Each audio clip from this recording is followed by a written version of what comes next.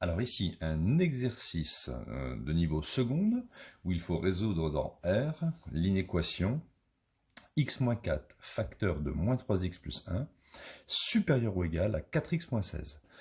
Alors, nous allons réaliser ici un tableau de signes, mais auparavant, il faut transformer ici cette inéquation. Alors ici, j'ai un facteur 4x moins 16. Je vais faire passer ce facteur ici à gauche du symbole. Donc, je vais obtenir x moins 4 facteur de moins 3x plus 1. Et ici, je vais mettre moins 4x moins 16. Ok, parce que devant le 4x moins 16, il y a un plus. Donc, quand je le transpose, il va devenir moins. Donc, supérieur ou égal à 0. Ensuite, je vais modifier ici 4x moins 16 parce que je m'aperçois que c'est exactement 4 fois x moins 4. Comme ça, on pourra faire apparaître un facteur commun. Donc, x moins 4, facteur de moins 3x plus 1, moins, et 4x moins 16, c'est 4 fois x moins 4. Ok, parce que regardez, 4 fois x, 4x, et 4 fois moins 4, moins 16. À ce moment-là, je peux souligner ici le facteur commun. Je vais le mettre devant. Donc, je vais obtenir x moins 4, facteur de... Alors, j'ouvre un crochet, moins 3x plus 1, et ensuite je recopie sans mettre les x moins 4. Moins 3x plus 1 et moins 4. Supérieur ou égal à 0. Donc j'obtiens x moins 4, facteur de... Alors les crochets redeviennent des parenthèses, et là ça me fait... Donc là je vais enlever les parenthèses ici, ça me fait moins 3x, et plus 1 moins 4, on peut le faire directement, ça fait moins 3. Supérieur ou égal à 0. Donc voilà, j'ai transformé ici mon inéquation en une inéquation produit.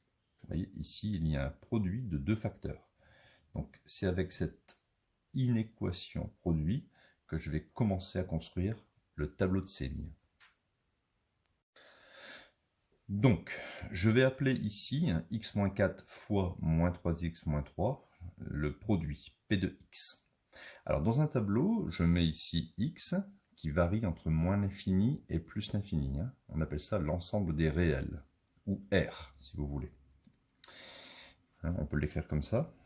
L'ensemble des réels, c'est moins l'infini plus l'infini. Toutes les valeurs de x. Je vais mettre ici une ligne pour x-4, le facteur x-4, je vais étudier son signe. Une ligne pour le facteur moins 3x moins 3, je vais étudier son signe. Et je vais en déduire le signe du produit. Alors ici, on a x-4.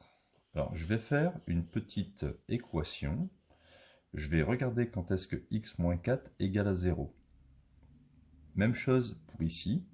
Petite équation, moins 3x moins 3 égale à 0. Donc x-4 égale à 0, c'est pas très dur. Ça fait x est égal à plus 4.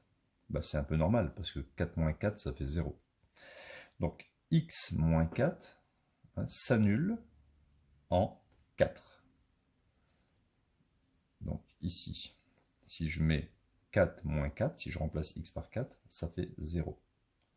Et 4 annule aussi le produit. D'accord? Parce que si 4 annule x moins 4, 4 va annuler le produit. Moins 3x moins 3 égale à 0, ce qui fait moins 3x est égal à plus 3. X est égal à 3 divisé par moins 3. Ce qui donne x égale moins 1.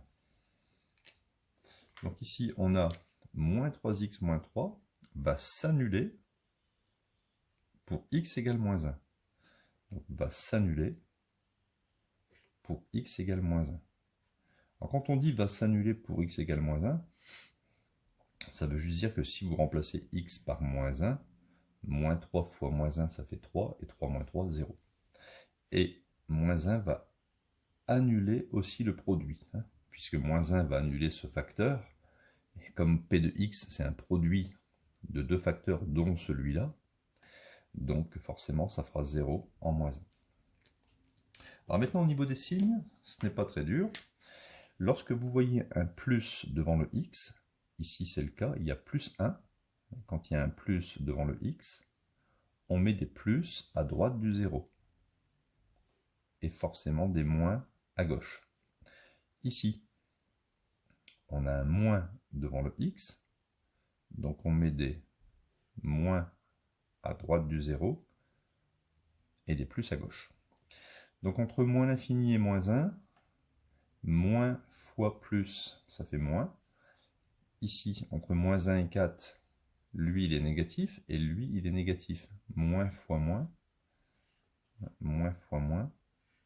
ça va me donner plus. Et plus fois moins, ça va me donner moins. Voilà. Donc en fait ici, pour l'instant, hein, nous avons établi le signe du produit.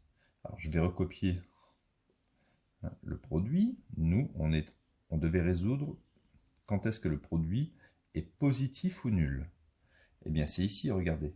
Positif ou nul. C'est exactement ici. Positif ou nul.